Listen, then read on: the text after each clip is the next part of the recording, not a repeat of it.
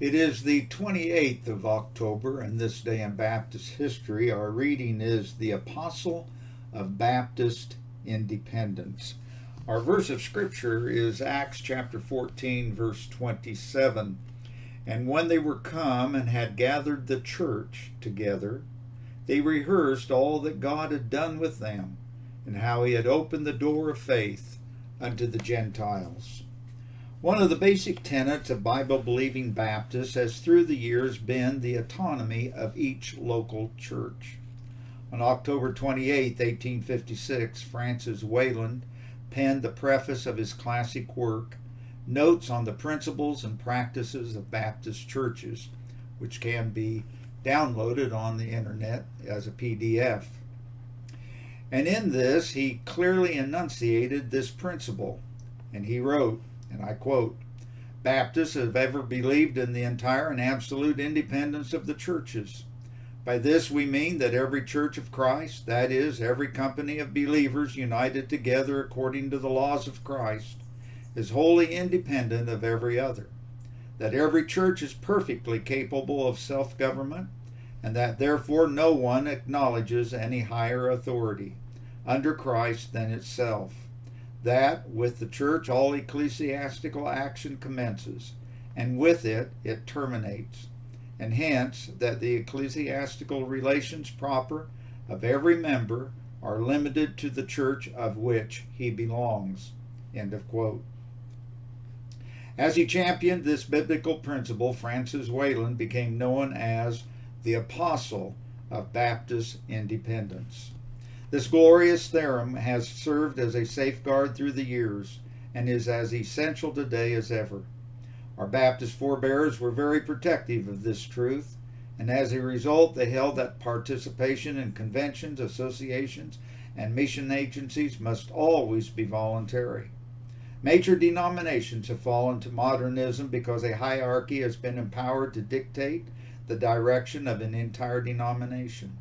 Liberalism has had a much more difficult struggle to capture Baptists because individual congregations have had the liberty to withstand their insidious attacks. Because of the dogma, Baptist associations grew very slowly across America. While the Bible sets forth a certain interdependence between local congregations, churches took great care that their participation in such associations would not preempt their autonomy. Even when the missionary movement called for the close collaboration of local churches to meet the need of sending missionaries, Baptist leaders in every state echoed the concern of the wise Reverend John Leland, who voiced the fear of centralization of power. The incursion of liberalism into both the Northern Baptist Convention and Southern Baptist Convention has led minority groups to seek to control local church property and to impose their changing theology upon the majority. In 1954, the failure of the North Carolina Supreme Court to understand Baptist polity caused it to award church property of the North Rocky Mount Baptist Church of Rocky Mount, North Carolina, to a liberal group that claimed the majority had no right to withdraw from the denomination, the Southern Baptist Convention. Thankfully, the Colorado Supreme Court in 1955 saw the issues more clearly and concurred with a ruling of a lower Colorado court. That verdict of the court justices in the case of the First Baptist Church of Fort Collins, Colorado, reads as follows, and I quote, From the standpoint of this court, we hold that this being an independent congregational type of government, having no allegiance to any higher authority than the church itself, that the church by a majority vote had the right to change the missionaries to which its monies were sent. They had the right to disaffiliate with the Northern Baptist Association.